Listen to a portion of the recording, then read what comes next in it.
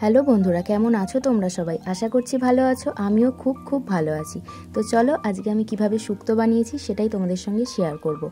আলু, শিম, মূলো, বেগুন আর ডাঁটা নিয়ে নিয়েছি, আর সঙ্গে নিয়েছি রাঙালু, উচ্ছে আর কাঁচকলা।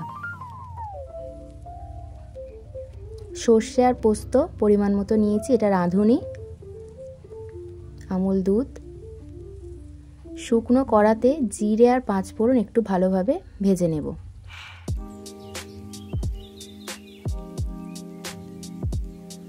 বড়িগুলো তেলেতে একটু লাল করে ভেজে নেব।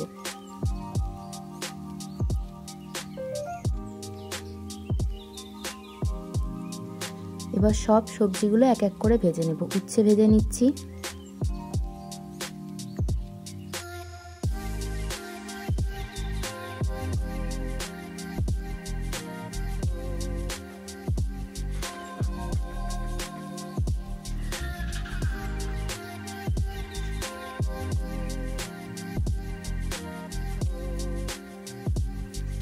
সব সবজিগুলো আমার ভাজা কমপ্লিট।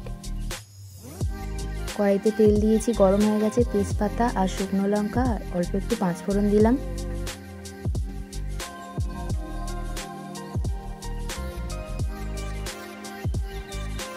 সবজিগুলো দিয়ে দিচ্ছি।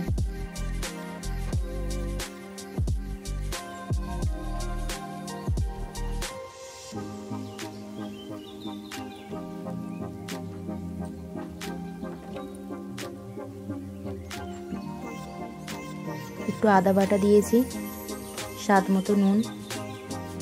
আমুল দুধটা গরম জলে গুলে রাখলাম। এবার জল দিয়ে সবজিগুলো একটু সেদ্ধ করতে দেব।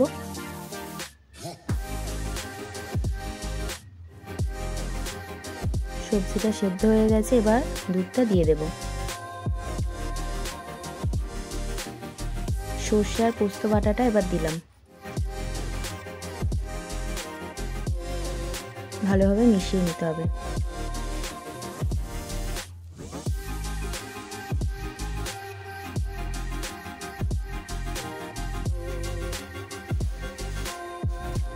এবার বেগুন আর উচ্ছেটা দিয়ে আর একটু ফুটিয়ে নেব। স্বাদ মতো চিনি, বড়িগুলোও দিয়ে দিলাম। চন্দনিটা বেটে রেখেছিলাম, ওইটা দিয়ে দেব। এবার 2 চামচ মতো ঘি দিয়েছি আমি।